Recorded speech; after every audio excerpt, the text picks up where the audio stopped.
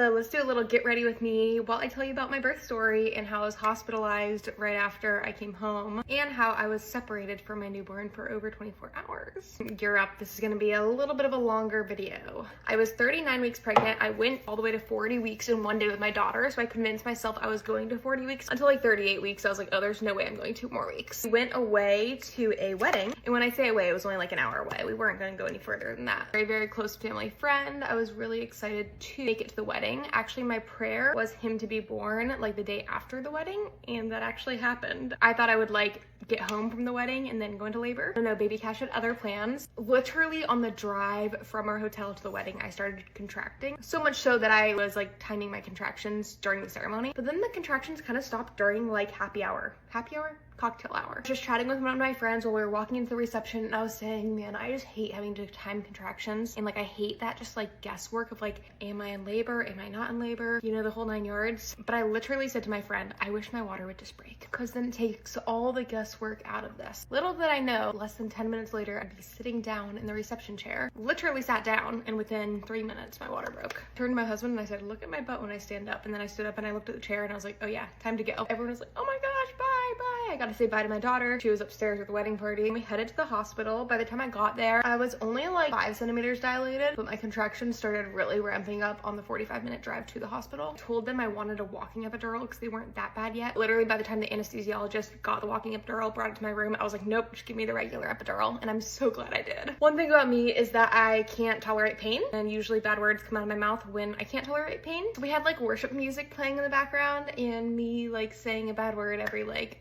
3 minutes during contractions. It was like, oh gosh, this looks so bad. I was so incredibly more nervous for this epidural than I was my first epidural with my daughter. I was like about to cry. I was so nervous for it. I don't know why, because I had a wonderful experience my first time. Oh yeah, I forgot to say, we did stop at McDonald's on the way from the wedding to the hospital, and we stopped at Walgreens to get phone chargers. And that was just like such an enjoyable experience. I don't know, having my water break versus not having my water break with my first, it was so much more enjoyable just having my water break and know we are going to the hospital to have a baby right now. So it was around 7:30 when we got to the hospital. Around 8:30, I got my epidural. I will say, nurses make all the difference. First birth, I had the most incredible nurse. Her name was Rachel. Rachel, if you ever see this, I love you. This birth, like she was just so like dry. Didn't seem to like really care. And maybe she was going through it. Maybe she was having a bad day. But I did not feel like well supported in a sense. I texted my best friend, who's a lot more crunchy than I am, who like she'll have a home birth one day and everything. But I said to her, now I understand why people want doulas, because I feel like me and my husband were like trying to advocate for me, but I would have liked someone else there that was like a third party. I got pretty sick with the epidural this time, and I got super, super nauseous, and I was trying to tell the nurse like, hey, I'm getting really nauseous, and she was kind of like not taking me seriously. Garrett was pooping in the bathroom, and I literally yelled for him, and I was like, Garrett, please come help me. As soon as he got out, the nurse handed me a throat bag and I started vomiting. That was probably like the worst part of the entire labor process this time, was getting really nauseous after the epidural. And I was like kind of going in and out of it. Would it stop me from getting an epidural again? No, because then Garrett and I took a very, very long nap. It was like 3.5 hours. Midwife came into our hospital room at like 1:53. Like, hey, do you feel like pressure down there? His heart rate's doing some stuff. And you know, usually when his heart rate starts doing some stuff, that's him trying to tell us something. And I like was waking up from a nap, and I was like, no, I don't think so.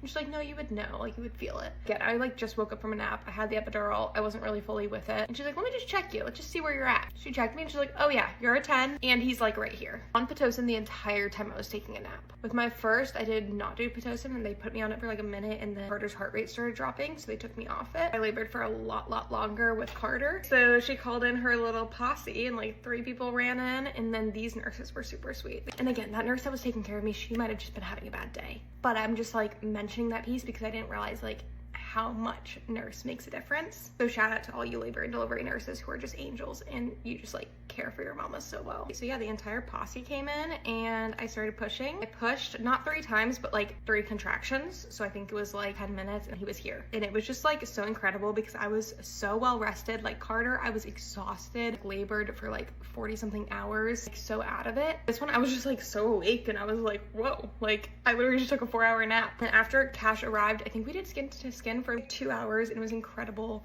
We had our Bibles, we had worship music on, and we just read scripture over him. We prayed, and you know, Garrett and I were just like in awe.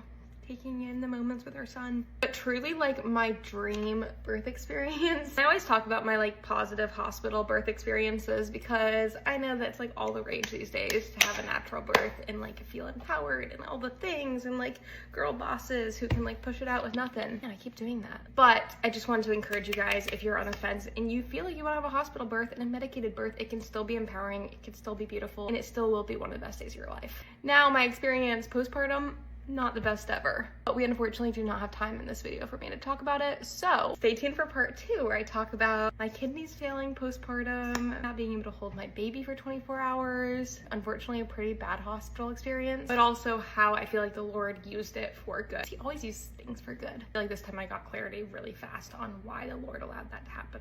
So stay tuned for the postpartum story.